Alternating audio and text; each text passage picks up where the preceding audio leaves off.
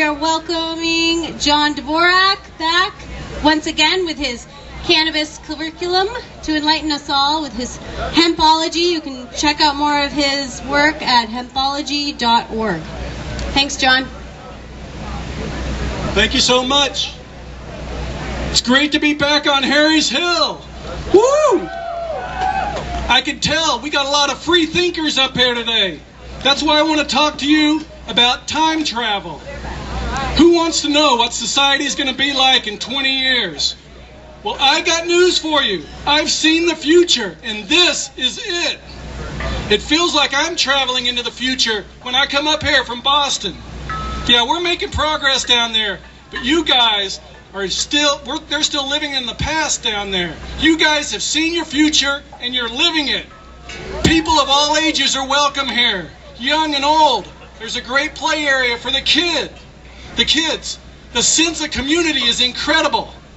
Harry has created the ultimate hemp-friendly experience. This is a place where reefer madness has been turned into reefer gladness. Yeah. So thank you, Harry. Thank you, Cindy. Thank you, Elizabeth, Linda, Brian, Paul, Hillary, Catherine, Glenn, and everyone else that helped organize this event. And thank all of you for coming out here this weekend.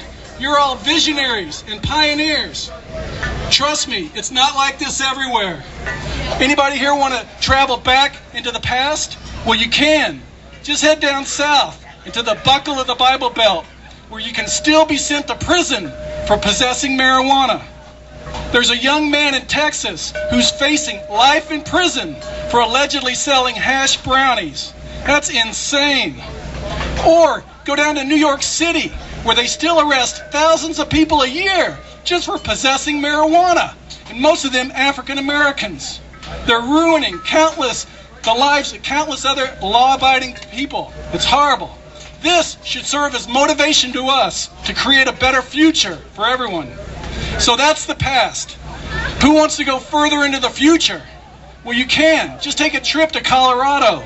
It's like stepping into a time warp. You can legally buy marijuana at any number of stores there. They're opening private clubs and coffee shops where people can puff in peace. It's awesome. Their farmers are growing hemp. Thousands of jobs are being created. Tourism is booming. And best of all, last year they arrested 10,000 fewer people for marijuana. That's 10,000 people that didn't get arrested, fingerprinted, stigmatized, and harassed. Now that's my kind of future. In Colorado, they set aside millions of dollars to research medical marijuana. The federal government won't fund research? No problem. We'll do it ourselves. Thank you very little. But our opponents are not going to give up without a fight. They're like a cornered animal that strikes out unpredictably in any direction. I think the DEA has finally lost it. A few weeks ago, they stopped a shipment of hemp seed in Kentucky that had been legally imported.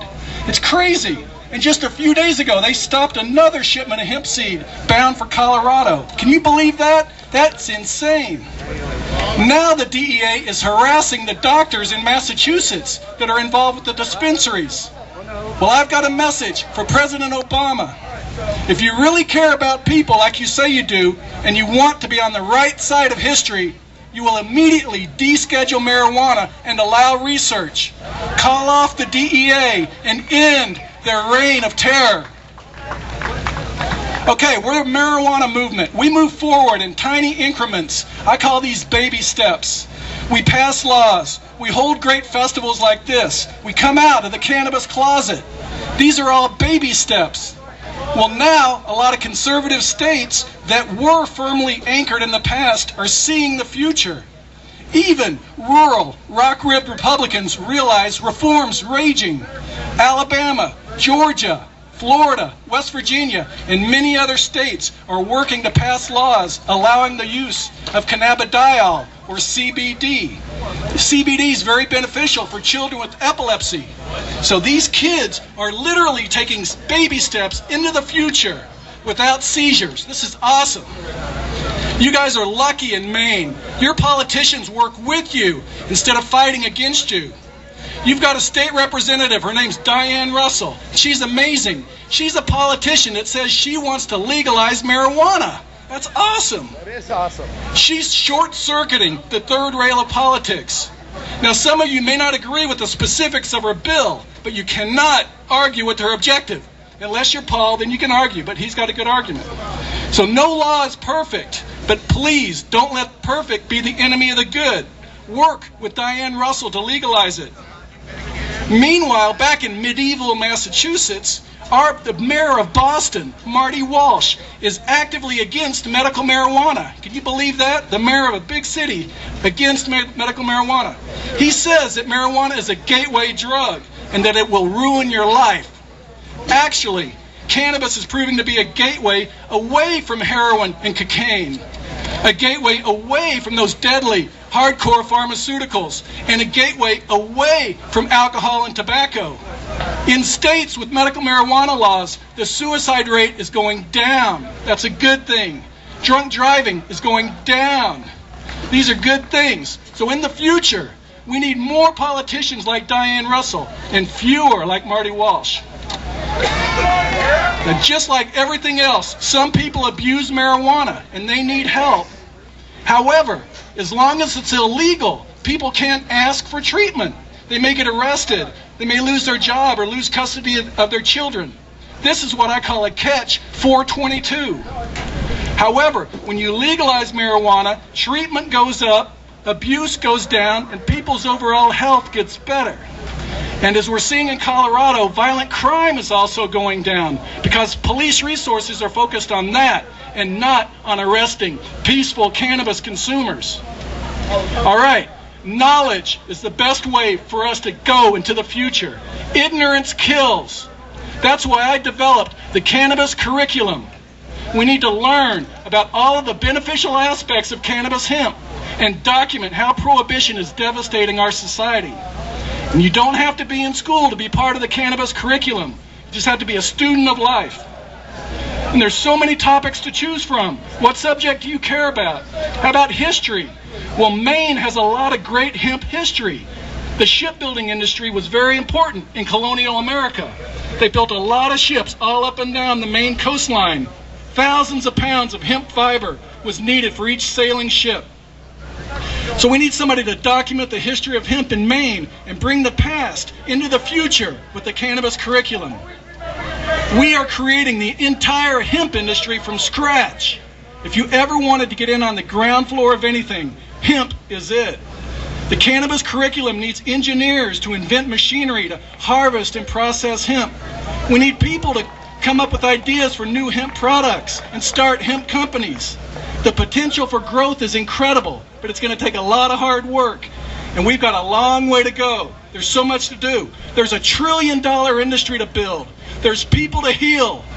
There's prisoners to release and hemp to grow. They're growing hemp just over the border in Canada, eh? Maine has passed a hemp bill, so you can grow it here for research. So let's grow some at the University of Maine. That would be the cannabis curriculum in action. One thing that everybody can do to help is buy more hemp. That's right, shopping can help end prohibition. Hemp is the green buffalo. Native Americans use the entire buffalo to survive, hair, snoot, balls, and all. And you can make all sorts of essential products out of cannabis. You can make food, fuel, building materials, biodegradable plastics, clothing, tree-free paper, and even medicine. That's why I call hemp the green buffalo. I'm covered with hemp today from head to toe. This morning I washed up with some Dr. Bronner's hemp soap. After I shaved, I put on a little hemp seed oil lotion, put on some hemp chapstick. I had a big glass of hemp milk with breakfast, and there's all sorts of great hemp products out there. So buy some hemp today for tomorrow's farmers. My philosophy is you have to live for today. If you live in the past, you'll spend your whole life not doing anything. You'll just sit around thinking about the good old days. And if all you do is dream about the future, you get passed by. Pipe dreams are fun, but you have to live for today. Do things that respect our past while also shaping our future. Guess what? These are the good old days. Yeah. But what is our future? Where are we going? Fortunately, we live in a huge and diverse country. You have the opportunity for time travel. Take advantage of it. We're making history every day as we go into the future. Does the past make you tense? Well, I can see the future state from here, and it looks good. The tide is turning. We're reaching the tipping point. The snowball of change is rolling down Harry's Hill, turning into an avalanche of reform. And just like the walls of Jericho, prohibition is tumbling down as the benefits of cannabis hemp are trumpeted skyward.